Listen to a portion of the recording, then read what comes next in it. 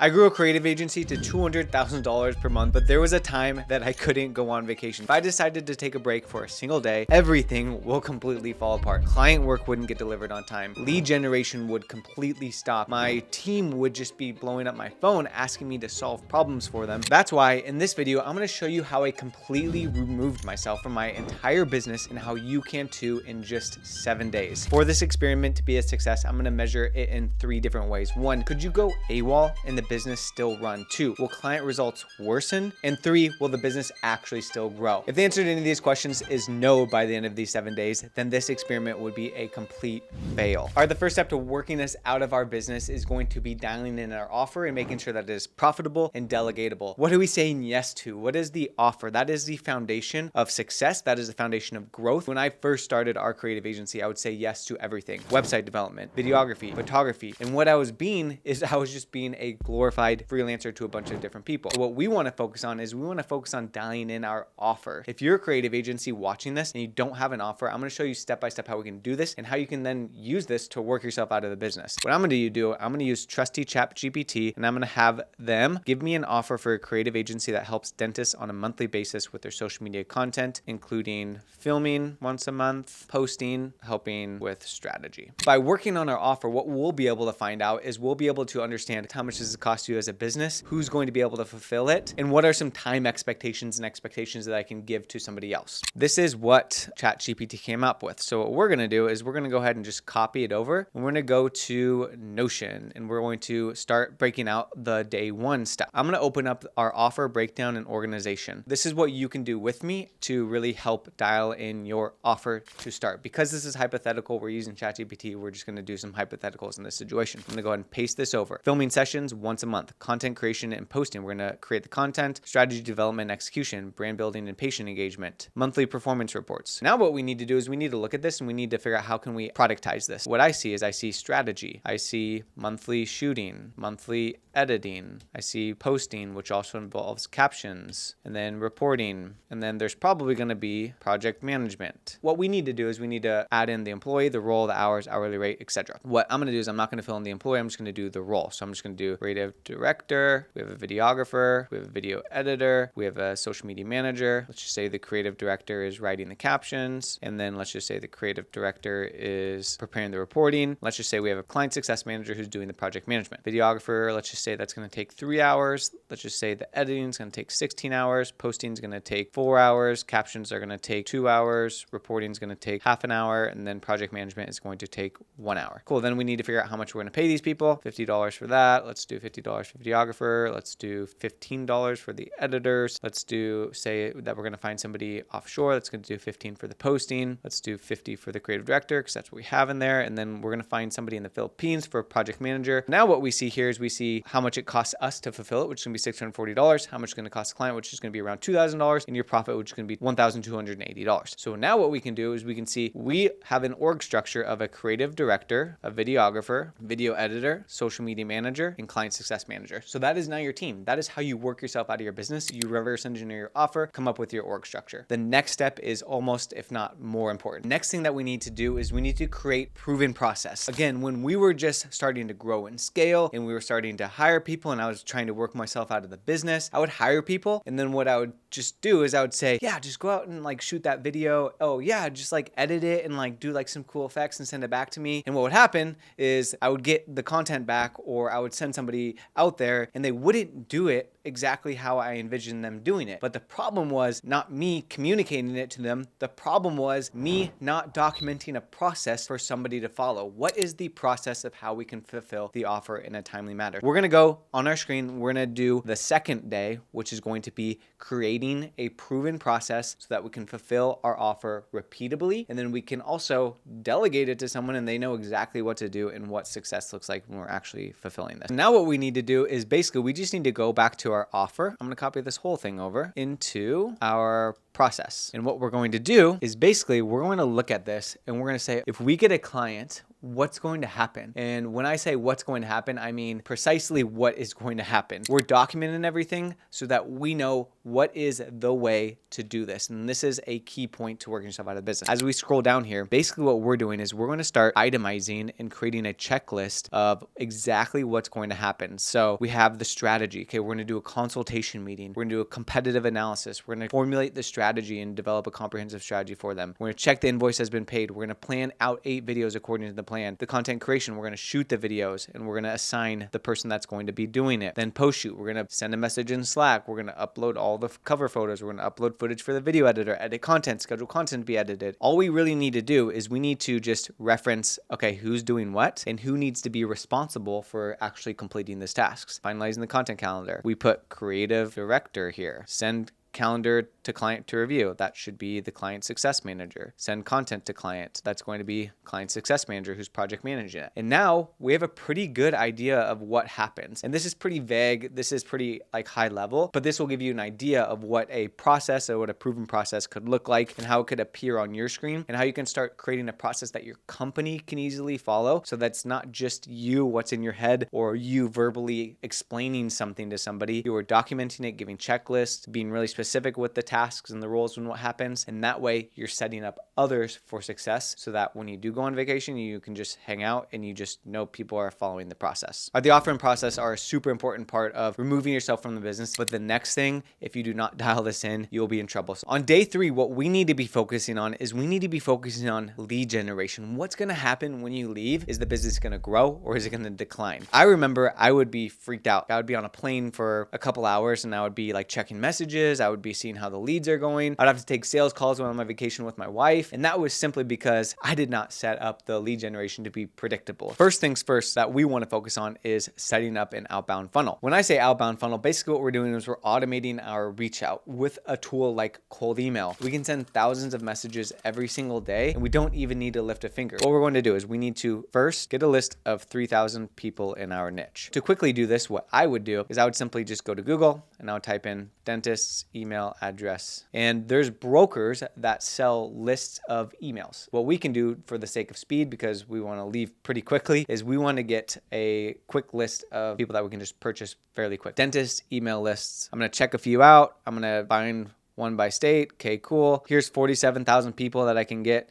That's awesome. Another way that I could potentially get a list is using Instantly's lead finder. If I go to a tool called Instantly, if I go to keyword, and if I go to dentists, then I'll be able to pull a whole list of 33,000 people. Those are the 2 ways to do it. 1, we can either buy it, or 2, we can use a software like Instantly's lead finder to download and start using a list of people to reach out to. If we have the list, what we need to do is we need to create an outbound campaign, which is pretty simple to do inside of Instantly. If I just go to campaigns, click add new, and I can do dentist campaigns, and then I click on continue. Then I'll be able to add all of the people, let's just say from Instantly's lead finder, using the keyword filter of dentists, and then go ahead and select them and then add them to my campaign. Then what I need to do is I need to go back to my campaigns and I just need to simply write a series of emails that are going to get their attention and get people to respond based off of the offer that I have. That is the outbound funnel. That's how we can make sure we're constantly feeding our pipeline through an outbound funnel just like this. First, we need to get a list of 3,000 people in our niche, create the outbound campaign using Instantly. We need to write the copy and then we launch it. That's going to consistently get us a solid deal flow and solid inflow of leads. So the next thing I'm going to do is I'm going to come up with 20 posts that I can make sure that I'm building my brand while I'm on vacation. I'm just going to steal this content calendar that if you're watching this, you can just simply take a picture of. And these are going to be hooks. I'm going to film this and I'm going to get these scheduled in a tool like Buffer or Later or just simply inside of Facebook and make sure that these are going out while I'm enjoying my time away. And what this is going to do, it's going to build my brand without me needing to slave over posting while I'm on vacation. So I'm going to make sure that this is actually going to get filmed. Next up is I'm going to run the authority funnel, which is an ad campaign that consistently is going to get me deals through my Instagram. The first ad that I'm going to run is going to be a carousel ad, which is going to be a series of 10 photos starting with a hook that says, here's how dentists can achieve desired outcome without pain point. Let me explain. Then it's going to be a series of educating them with a call to action at the end. Then I'm going to set up the retargeting ad, which are going to be bottom of the funnel retargeting ads. So if somebody visits my profile or if they message me based off of the carousel ad, I'm going to be omnipresent to them. Then the last ad that I'm going to do is I'm going to do a follow ad. So if you're a dentist wanting to achieve desired outcome, but you're struggling with pain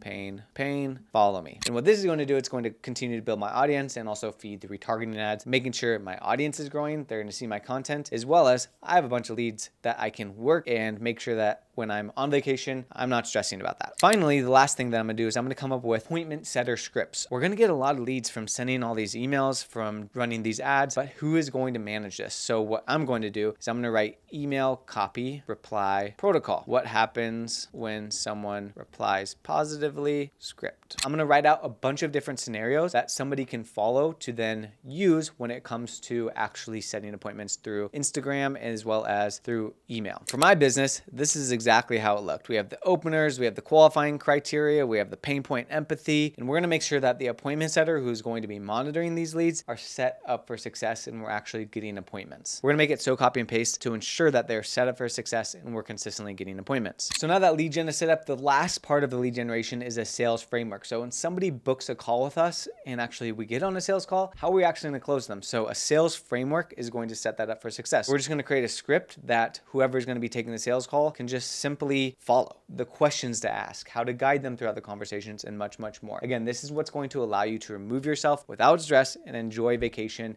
and not have to worry about what's going on in the business. All right, we just covered lead generation, which is a paramount part of the process of removing yourself from the business. The next step is almost more important, and that's talent acquisition. Now what we need to do is we need to actually hire people. I remember first starting as I was working myself out of the business when it came to hiring. I'd be like, okay, cool. Can you like do this? Like, are you fine doing this? And can you fulfill the task? Like, are you pretty good? Or I would post a job, interview somebody, not get a lot of candidates and waste my time on interviews, spending a bunch of time interviewing people to find out that they're not even a fit for the role and for the company. What we need to do is we need to hire. And what I would do in order to work myself out of the business when it comes to hiring talent and hiring good talent that's actually going to stay with you is running what's called the talent acquisition funnel. The old way is I'm just going to post a job, I'm going to go through applicants, I'm going to sort through them, I'm going to interview them. The new way is this. First things first that we want to do is we want to create a job description. When we pull up our job description, basically what we want to do is we want to use ChatGPT to make a job description for us. What we want to do is we want to be really clear on our job description, because if we're not clear on our job description, then we're not going to be clear when we're hiring somebody and they're not going to be set up for success. Here's a quick overview of what a good job description looks like. We have the roles, which is like what are they actually going to be doing, the responsibilities, which is like the details of what they're going to be doing, and then the smart expectations, which is actual KPIs that they can actually hit. Then we pretty much rinse and repeat for multiple roles. Then down below, we're going to put like internal meeting cadence. And then for ChatGPT, basically what we're going to do is we're going to fill in the blanks here, which is like the task, the role, the name of your agency, their direct report, etc. I went ahead and just did this for a video editor, because when I go back to our offer and I look at our breakdown, the video editor is going to be one of the biggest roles that's going to take up the most time, 16 hours to fulfill for one client. So I'm going to fill this out for a video editor position. So I'm just going to go ahead and copy this over. I'm going to go to ChatGPT. I'm going to go ahead and paste it and then send. And as I'm filling out this for the video editor position, I'm being specific. Okay, it's going to be social media videos for a dentist. They're going to have to keep the project management board up to date. They're going to keep up with social media trends. Each edit should take about 2 hours. So these are some expectations that I'm putting in place as I'm coming up with the job description. Let's see what it comes up with here. We have the roles of editing, smart expectations that we can actually measure. Now we have a fully automated job description that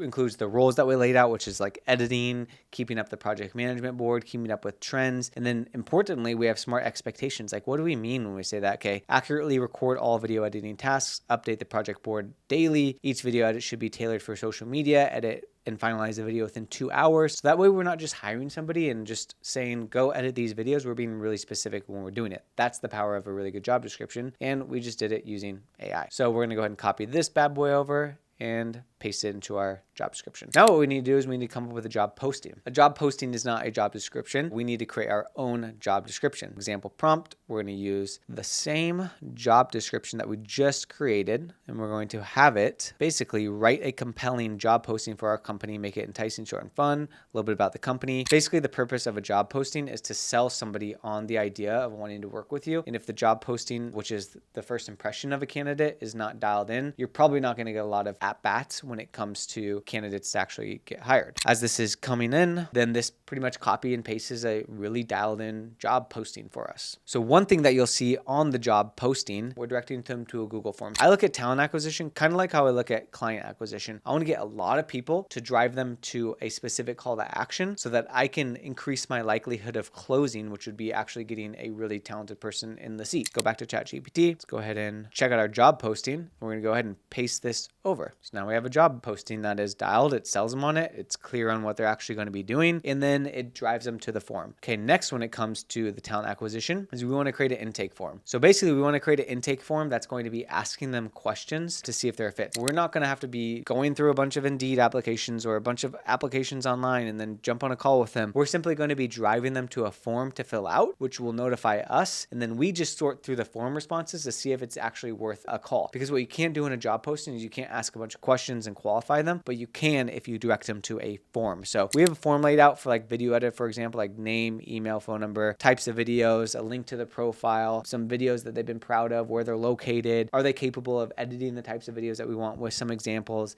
etc., etc. Then we're just driving a bunch of traffic to this intake form. That leads us to the last point, which is posting the job. We want to post the job on onlinejobs.ph if it could be an overseas position, Upwork, Indeed, ZipRecruiter, social media. We're driving all of the traffic to this form. And we're doing this for every single role at our company, which we now know because we've laid it out. We're going to do the same exact process to start to build out our team. So this is what our day is going to consume of when it comes to day 4. But hiring people is just one piece of the puzzle. If you don't solve the next thing, then you could be in trouble. And the next thing that we're going to start to work on is SOP development. SOP is called a standard operating procedure, which is basically you laying out the foundations of what you expect for that specific role and how they can make sure that they're set up for success and know exactly what to do. When I would first hire people, I would just message them, hey, can you like send me this video by like Tuesday? Hey, don't forget to post on social media. Hey, don't forget we have a strategy call coming up. Hey, when you edit the video, this is where you should put it. And it became a mess. I became the bottleneck. Again, our goal here is to work ourselves out of the business. In order to work ourselves out of the business, we need to create standard operating procedures or SOPs and create a library of them for each role so that each role knows exactly what success looks like in their field. So I'm going to quickly just kind of jam through, kind of going off the theme of video editing. If we were hiring everything based off of our offer, one of the SOPs that we would need is video editing. What I would do is I would start to create a library inside of like a Notion, for example. And let's just call this editor SOP library. What I'm simply going to do is I'm going to write out all of the different standard operating procedures that I would need in order to set up an editor for success. So let's just name this standard operating procedures video editor. For example, as I built these out, first one, raw footage import, initial editing steps, how to color grade, how to edit the sound, review and revision process, project management procedures. What I'm going to do is I'm going to open this bad boy up and I'm basically going to document step by step how to get the raw footage from the videographer and make sure I'm organizing it appropriately and I'm organizing all the footage that I'm working off of. And what I'm going to do is I'm going to make it the same way every single time from a template perspective. So what we want is we want the title of the standard operating procedure, who's responsible for it, when this was created, when it was last updated, who actually created it. Then I'm going to outline what this actually achieves, what the scope of it. So from a scope perspective, there's a couple ways we can do this. One, we can just write it out with screenshots. We can use a tool called Scribe, which will literally just track your screen and create a SOP for you. Or my favorite is just simply create a Loom video and explain exactly how you do it, and then take the content from Loom and then post it in here. The scope is going to be the activities. Prerequisites are going to be like any software that they need, responsibilities, and then the step-by-step guide. Then if there's any documents that they need, links to any specific tasks or link to any specific backlinks, then that's where I'd put them there. And then any revisions I would put down below. So I'm going to do the same process over and over again for each role, for each task that is involved within the process that we already laid out. When you break it down like this, yes, it takes time, but it is something that can be done in 7 days for sure if you stay focused and you have some deep work to really grind out on this sort of stuff. All right, so now that we're pretty much set from a foundation perspective as it pertains to working ourselves out of the business, what we don't want to miss out on is the next thing, which is creating end of day forms and training people. One of the mistakes I made early on when we were hiring people, when we were going to that 5, 10, 15, 20 people at our agency was we were not very clear if anybody was getting anything done according to schedule, or if the people actually knew what they needed to do and actually get done. What we need to make sure we're doing is tracking people's work according to the expectations that we laid out on the job description, as well as we're investing time training into them. What we want to do on day 6, what we want to drill on for each role that we're hiring for, is we want to create an end of day form. We want to start training them on the process and how to pretty much implement all the standard operating procedures that we've done. First things first is the video editor. Going off the theme of the video editor. So if I'm going to create an EOD form for the video editor, where do you think I could get that based off of what we've talked about? From the job description. But if I go to the job description, if I scroll down to the smart expectations that we've laid out, I can see that we need the video's done in 2 hours. They need to update the project management board. We need to stay informed about social media trends, like maybe provide a couple ideas for like dental practices, like that could be a KPI. Implement at least one new trend or technique in video content. So now what we need to do is basically we need to put that expectation into an EOD form. So basically what we would do is we would have forms.google.com. We would just build out like name, date, role, how many edits did you get done today, how long did each take you, is the project management board up to date, did you try at least one new trend for dental clinics, anything we can do. So what we're doing is basically we're putting this into a Google form so that we can track activities per role. What this is going to allow me to do is we can see how the video editor is lining up to the expectations that we've laid out to them, if they're following through on what we hired them for in the first place, and make sure that they're successful and everything flows, because the project management board is dependent on not just them, but multiple steps in the process, like posting on social media. So it kind of all works together. And the next thing that we want to do is we need to set up trainings. So we had like video editor trainings, we had company trainings. So whenever we like reworked a process, we would train everybody together, and we would train each department, each specialist together as well, so that they were really familiar with it. What I would do for like video editor training is schedule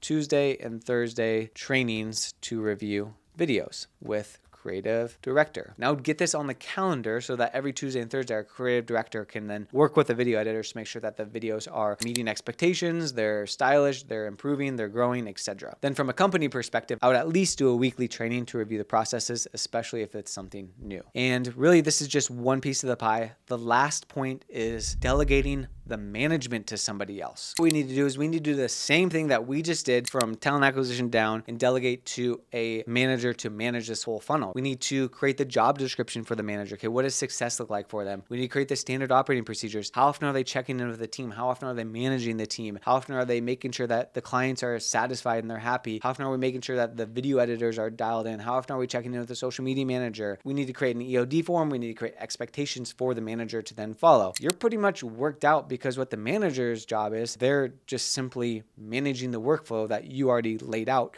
that everybody can follow. And then they're managing every piece of the pie when it comes to scaling and growing the offer and making sure everything is set up for success, and that the sales are coming in and making sure that all the roles are filling out their EOD forms and hitting their KPIs. All the clients are satisfied, and we're overseeing the client success management. One of the biggest levers you can pull is building other leaders inside of your organization. I'm a big fan of creating other leaders. I was able to hire a CEO at our agency, not because I hired somebody, but because I built them up. Our CEO currently started as a social media manager at our company, and we built them up into a management position. This is a huge lever that you can pull for your business, as long as you're setting up for success, powering them to manage the day-to-day operations. This proves that removing yourself from your business is not as easy as it looks. In theory, it's nice to think that you can spend a couple of days building out systems and praying that everything doesn't just fall apart. But in reality, you need to spend weeks or even months or even years putting together your operations so that you can scale it while you are gone. And then you have to interview, train talent to ensure that they can fulfill for you. And even then, there is no guarantee that they will be a perfect employee. This is exactly why I started Agency U. I realized that there were a ton of creative agency owners who were stuck at that